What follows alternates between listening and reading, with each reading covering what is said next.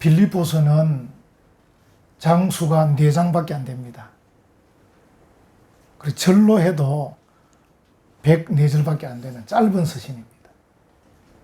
우리 이제 한글 개역 성경에는 이름을 수신지, 지역을 따서 빌립보서 이렇게 이제 이름을 정했습니다. 그러나 헬라어 원전에 보면 프로서 필리페시우스 이렇게 가지고 빌립보 성도들에게 이렇게 제목을 잡았습니다. 그래서 원제목은 빌립보 성도들에게 라는 제목입니다. 이 빌립보서는 바울이 로마 감옥에 있을 때 쓴 성경인데, 우리가 알듯이 이제 감옥에서 쓴 성경이 4권 있습니다. 에베소서, 빌립보서, 골로새서, 빌레몬서. 4권 중에 한 권인 빌립보서입니다. 이 빌립보 교회, 바울이 이제 이 편지를 보낸 빌립보 교회는 바울이 이제 선교 여행을 1차, 2차, 3차 했는데 2차 선교 여행 때 마게도냐 지역, 지금의 그리스입니다. 그 지역에 세운 어쩌면 유럽의 최초의 교회가 빌립보 교회입니다. 그 빌립보 교회 성도들에게 바울이 지금 편지를 쓰고 있다.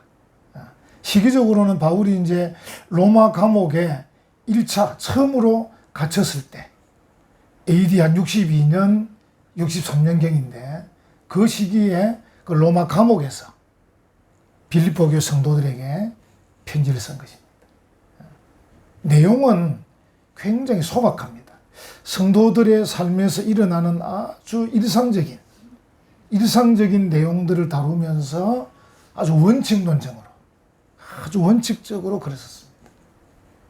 어떤 박사님들은 얘기하기를 빌립보서는 한편의 수채화처럼 성도들의 마음에 신선함을 주는 그런 성경이다.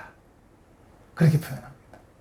그 내용을 보면 이 바울은 복음 사역자이고 이 바울에게 편지를 받는 빌립보 교회 성도들은 성도들인데 이 복음 사역자와 성도들의 그 아름다운 연합, 아름다운 교제, 이것이 묻어나는, 그래서 한 폭의 수채화 같은 그런 성경이다.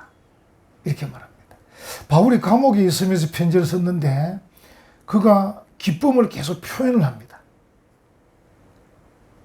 그래서 감옥에 있는 그 상황을 뛰어넘는 그 기쁨을 빌립보 성도들이 아마 알았을 겁니다. 그리고 이제 오늘 저와 여러분이 현대의 독자들이, 현대의 성도들이 빌립보서를 읽으면서 2000년 전에 사도 바울이 감옥에서 그 누렸던 기쁨을 현대 독자인 우리들도 아마 누릴 수 있을 겁니다. 그래서 빌립보서를 기쁨의 서신이다. 이렇게 표현도 할 수 있습니다.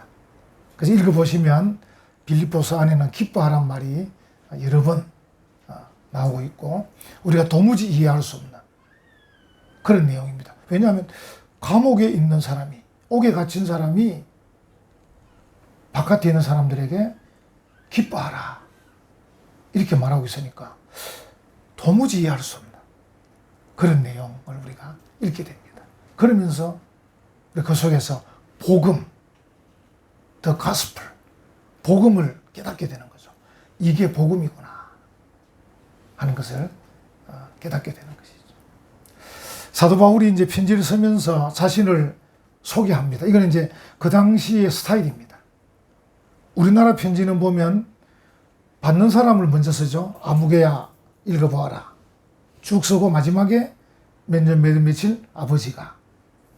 근데 사도 바울 시대에는 편지를 쓸 때 편지를 쓰는 발신자를 먼저 씁니다. 그래서 그리스도 예수의 종 바울과 디모데는 이렇게 써놨습니다. 근데 우리가 읽으면 이 편지를 바울과 디모데가 함께 썼는가 싶지만 실제는 그렇지 않습니다. 왜냐하면 우리는 오늘 1절, 2절 읽었지만 3절부터 1인칭으로 이야기를 풀어갑니다. 내가 이렇게 나옵니다. 그래서 이제 바울이 혼자 썼다. 다만 디모데가 지금 같이 있다는 겁니다. 바울과 함께 있는 디모데를 바울이 품고 디모데도 자기와 같은 그리스도 예수의 종이다. 이런 의미로 같이 품고 있는 거죠. 그래서 이제 둘로이, 헬라어로 이제 보통 그 종이 둘로 쓴데 복수로 둘로이 그리스도 예수 이렇게 말합니다. 그래서 그리스도 예수의 종들인 바울과 디모데 이렇게 표현하는데 실제로는 혼자 쓰고 있다. 만약에 이제 정확히 번역을 하면 이렇게 번역할 수 있을 겁니다. 그리스도 예수의 종인 나 바울은 디모데와 더불어 이렇게 할 수 있겠습니다. 정확한 번역은. 근데 이제 바울이 빌립보 교회 편지를 쓰면서 자기를 소개하는데 사도라고 하지 않고 종이라고 지금 표현을 하고 있는데 아마 그것은 빌립보 교회 성도들은 사도 바울을 사도로 알고 있었고 충분히 인정한 사람들이다. 그래서 친숙하기 때문에 굳이 사도란 말을 쓸 필요 없이 나는 그리스도 예수의 종이다. 이렇게 표현을 했다. 이렇게 보여집니다. 다른 성경을 보면 사도 바울의 그 사도의 권위 또는 복음의 교리가 위험에 처한 교회에 대해서는 아주 강력하게 편지를 써보냅니다. 우리가 이제 갈라디아서 보면요. 1장 1절에 사람들에게서 난 것도 아니요 사람으로 말미암은 것도 아니요 오직 예수 그리스도와 그를 죽은 자 가운데서 살리신 하나님 아버지로 말미암아 사도된 바울은 이렇게 굉장히 거창하게 씁니다. 왜냐하면 갈라디아 교회 안의 분위기는 이 사도에 대한 권위를 그렇게 인정하지도 않고 또 그 사도가 전하는 그 복음의 교리를 그렇게 썩 잘 받아들이지도 않고 잘 귀담아 듣지도 않고 그런 교회이기 때문에 그런 교회에 대해서는 내가 너희들이 세운 사람이 아니고 하나님이 세운 사도다. 이렇게 표현을 강하게 하고 있습니다. 근데 이제 빌립보 교인들은 워낙 친숙하고 바울에 대해서 충분히 인정하는 그런 성도들이기 때문에 굳이 그들에게 사도라고 말할 필요가 없었다는 겁니다. 그래서 나는 그리스도 예수의 종이다. 이렇게 표현을 지금 하고 있는 거죠. 그러니까 아주 겸손하게 표현을 이제 하고 있다. 그렇게 볼 수 있겠습니다. 그리고 또 하나는 이제 지금 사도 바울이 로마의 감옥에 갇혀 있지 않습니까? 그러니까 외형적으로는 사도 바울이 로마의 종이죠. 로마의 죄수. 그렇죠? 그래서 바울이 구태여. 내가 지금 비록 육신적으로는 로마의 감옥에 갇혀 있지만 나는 로마의 종이 아니다. 로마 황제 가이사의 종이 아니다. 나는 그리스도 예수의 종이다. 이렇게 말하고 싶은 거예요. 그래서 바울이 첫 마디를 그리스도 예수의 종 바울 이렇게 표현을 하고 있는 것이죠. 그러니까 복음을 위해서 로마 감옥에 갇혀 있는데 불평하기보다는 다시 말하면 내가 복음을 위해서 갇혔는데 하나님 나를 이런 자리에 두십니까? 나를 좀 더 높은 자리에 두시면 안 되겠습니까? 이렇게 말할 수 있는데 그렇게 말하지 않고 복음을 위해서 갇혔지만 불평하지 않고 예 맞습니다. 내가 복음을 위해서 그리스도 예수를 증거하다가 갇힌 그리스도 예수의 종입니다. 이렇게 말하고 있는 거예요. 굳이 자기를. 바울은 아마 예수님 생각했겠죠. 예수님이 하나님이시면서도 종의 형체를 가지고 사람들에게 버림받고 고난을 받으시고 십자가 달려서 죽으시는 그 예수님. 그 예수님이 사도 바울의 주인 되시는데 그 주인에게 속한 종입니다. 그러니까 바울로서는 굉장히 자부심을 가지고 지금 얘기하고 있다. 그래서 내가 그리스도 예수의 종입니다. 내가 로마의 종이 아닙니다. 내가 로마 황제 가이사의 종이 아닙니다. 이걸 밝히고 있는 거죠. 아마 이 편지를 받는 빌립보 성도들이 볼 때, 야, 우리 선생님이 로마의 감옥에 갇혀 있는데도 굉장히 꿋꿋하시구나. 굉장히 당당하시구나. 이런 느낌 받았을 겁니다. 왜냐하면 그 당시 로마라는 나라는 어마어마한 나라였습니다. 어마어마한 제국이었습니다. 로마 제국이었습니다. 오늘 같은 미국보다 더했습니다. 지금도 우리나라 사람들 중에 미국 없으면 안 되는 줄 알고 막 떠드는 사람들이 계신데, 사실은 미국이 중요한 게 아니고 하나님이 중요하고 예수 그리스도가 더 중요한 겁니다. 아멘. 그래서 우리가 미국과 중국을 말할 것이 아니고 우리는 하나님 아버지, 그리스도 예수, 이걸 얘기해야 됩니다. 그래서 그 당시 그 서슬푸른 때 예수 믿는다 그러면 잡아 가두고 어쨌든 죽이기도 하는 그 로마 제국, 그 시기에 사도 바울은 내가 로마 종 아닙니다. 로마 황제 가이사 종 아닙니다. 내가 그리스도 예수의 종입니다. 이렇게 말하고 있는 것이죠. 아마 빌립보 성도들이 굉장한 은혜를 받았을 거다. 야, 우리 선생님 대단하시다. 이렇게 받았을 겁니다. 편지를 받는 사람만 보십시오. 1절에 다시 보시면 그리스도 예수의 종 바울과 디모데는 그리스도 예수 안에서 빌립보에 사는 모든 성도, 이렇게 나옵니다. 네, 모든 성도. 이 성도라는 말은 정말 아주 높은 말이죠. 영어로 세인트, 이 헬라로는 하기오스인데, 이 거룩한 자. 이건 아무나 쓸 수 있는 게 아닙니다. 그래서 뭐라고 덧붙여 놨습니까? 엔 그리스도 예수. 그리스도 예수 안에서. 이렇게 해놨습니다. 그러니까 그리스도 예수가 없으면 성도가 없는 겁니다. 그리스도 예수가 없으면 성인이 없는 겁니다. 그래서 항상 그리스도 예수 안에서 빌립보에 사는 모든 성도들에게 이렇게 나옵니다. 그래서 빌립보 성도들은 그리스도 예수 안에 성도가 된 사람들이다.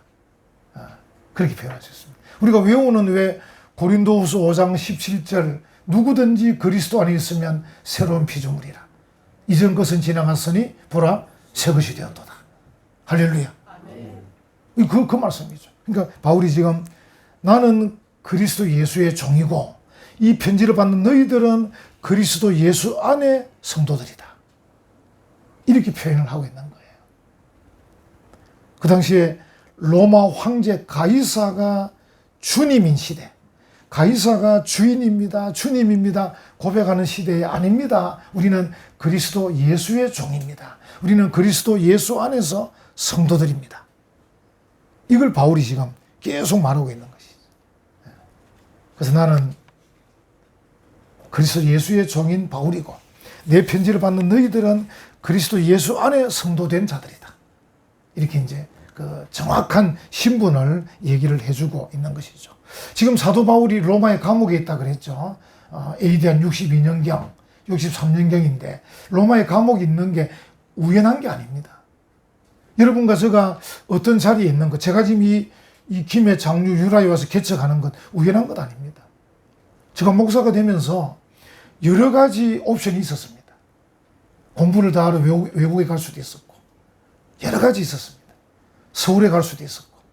근데 제 마음속에 교회가 적은 곳에, 성도들이 적은 곳에 교회를 개척해야 되겠다는 꿈을 갖고 있었어요. 서울에는 예수 믿는 사람들이 최소한 25% 됩니다. 이 김해 지역은 5% 채 안 됩니다. 100명에 5명 안 된다 이 말이에요. 근데 그 꿈을 갖고 있었는데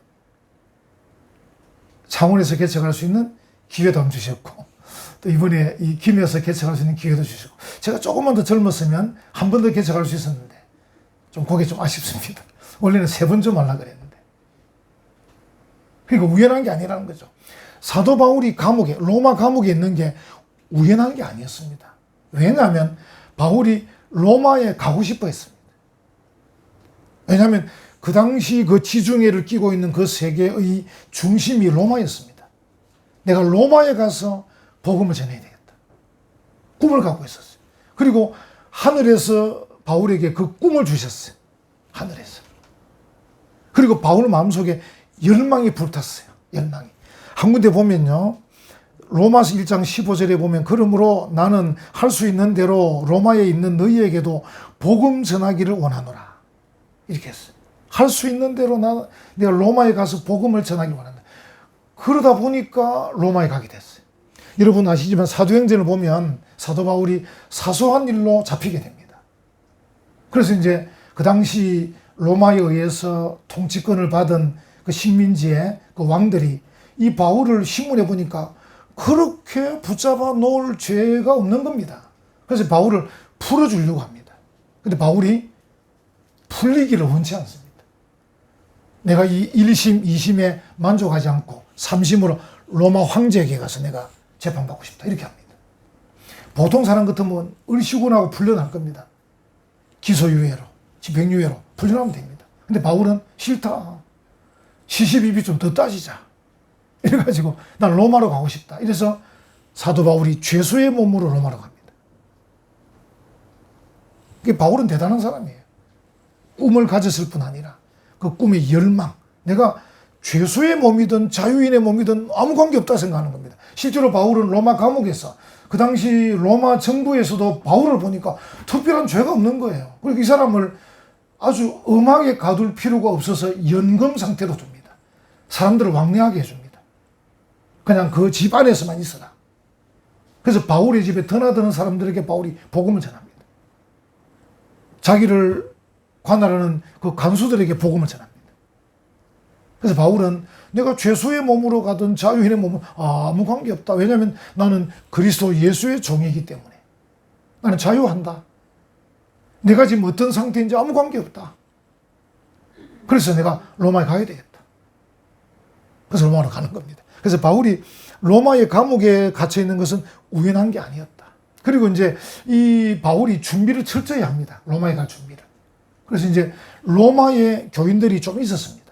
그래서 이 로마에 있는 교인들은 지금 로마의 너무 큰 권력 밑에 있기 때문에 신앙생활을 잘 하지 못하고 있습니다. 그래서 이 로마에 있는 교인들에게 기독교의 교리를 좀 제대로 알리기 위해서 로마서를 씁니다.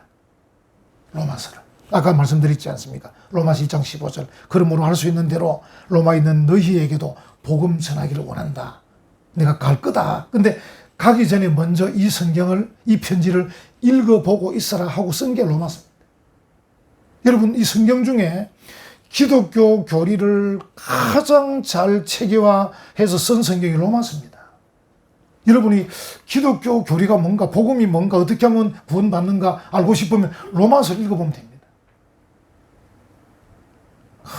바울이 대단한 거예요. 그러니까 철저한 준비를 한 거예요. 1592년 임진왜란이 일어났잖아요. 도요토미 히데요시가 이렇게 해가지고 한 500척 될 겁니다. 아마 일본 그 왜군 그 배가 수백 척이 부산항에 들이닥쳐가지고 막 군인들을 내려가지고 막 한양으로 진격하도록 하는데 이 지금 우리나라는 조선은 아무 준비가 안 된 거예요.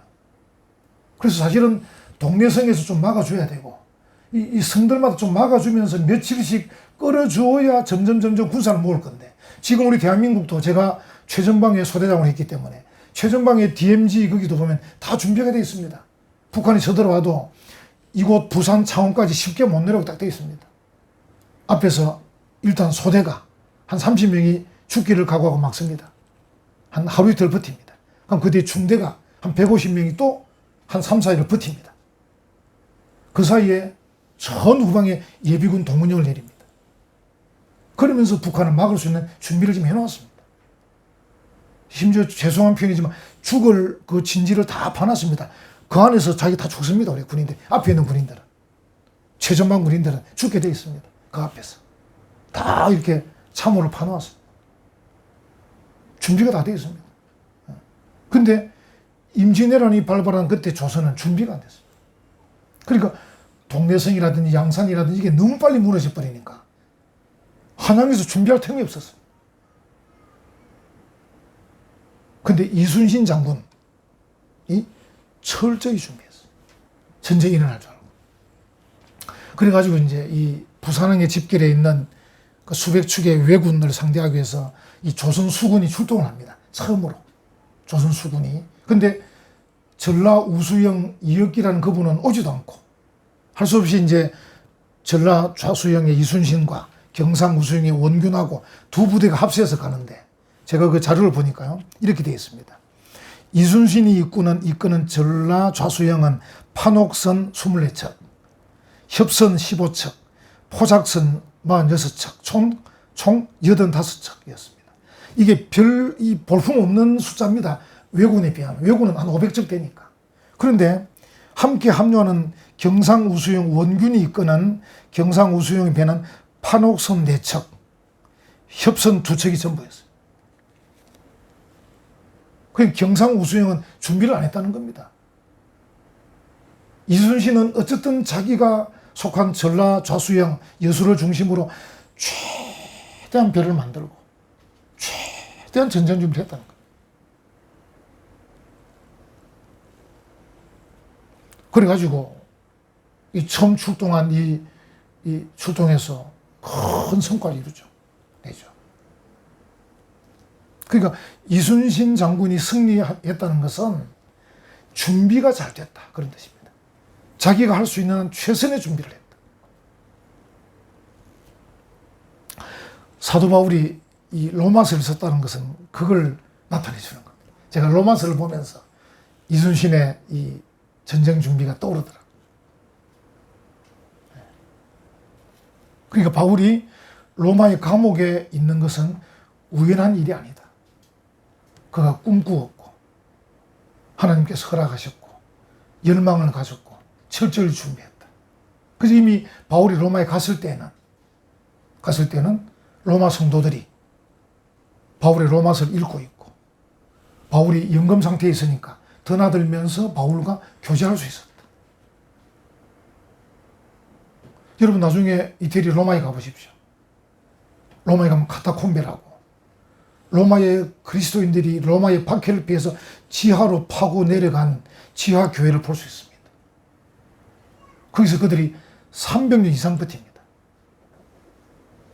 300년 이상. 어마어마하지 그러니까. 그 버틸 수 있었던 기초가 뭡니까? 사도 바울이 로마서를 써서 보내고 바울이 죄수의 몸이지만 로마까지 가서 그들에게 복음을 전했기 때문에 그들이 훌륭한 성도들이 됐기 때문에 그 로마의 그 무서운 압제 가운데서 수백 년을 버텼던 거예요. 결국 AD 313년에 로마 정부가 기독교를 국교로 승인하게 됩니다.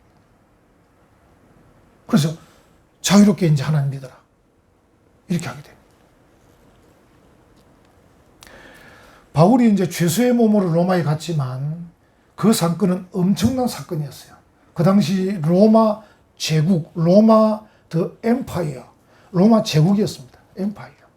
근데 바울은 죄수의 몸으로 가지고 간 게 더 가스플, 복음만 갖고 갔어요. 그래서 이제 지금은 우리가 더 엠파이어하고 더 가스플의 차이를 확연히 알 수 있지만 그 당시로서는 더 엠파이어는 제국은 어마어마했었습니다.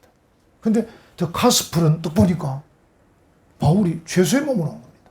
사람들이 저 사람이 바울 사도가 저 사람이 갖고 온 게 복음이라는데 복음이 별 볼 일이 있을라나? 이렇게 생각했을 거예요. 너무 초라했기 때문에 너무 나약했기 때문에 그러니까 쇠고랑의 차인 죄수의 몸으로 가지고 온 게 더 가스플 로마는 더 엠파이어 제국입니다. 로마 제국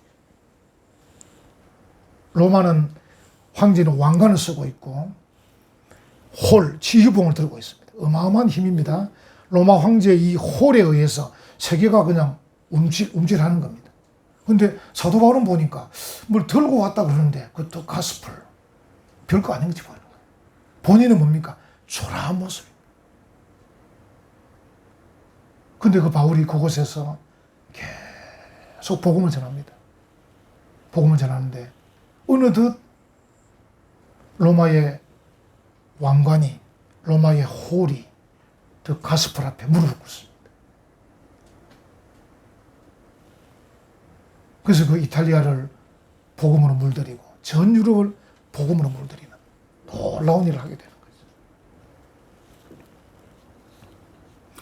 여러분과 제가 세상을 향해서 나가는데 우리가 사도 바울처럼 그런 자세를 갖추면 어떨까 생각합니다. 내가 그리스도 예수의 종이다. 왜냐하면 우리가 자칫하면 세상의 종이 되기 쉽거든요. 세상의 종. 이 세상의 흐름과 세상의 물질에 늘 매여서 살기 쉽습니다. 사도 바울은 정말 초월해 살았습니다. 나는 그리스도 예수의 종이다. 우리가 보이는 세상을 너무 두려워할 수 있습니다. 더 엠파이어, 제국, 로마 제국, 미국, 중국, 러시아, 일본, 또 우리 한국 같으면 돈, 지위, 출세, 이 보이는 세상에 우리가 너무 주눅들 수 있습니다. 야, 너무 어마어마하다. 근데 보이지 않는 세상이 있다는 거죠. 보이지 않는 세상을 움직이는 더 가스풀, 복음. 근데 우리가 그 복음을 갖고 있다는 거죠. 보이지 않는 세상을 움직여가는 복음을 갖고 있다.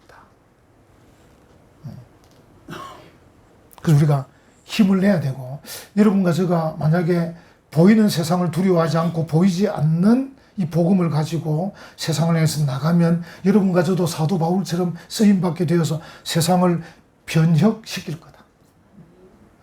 우리가 세상을 변화시킬 거다.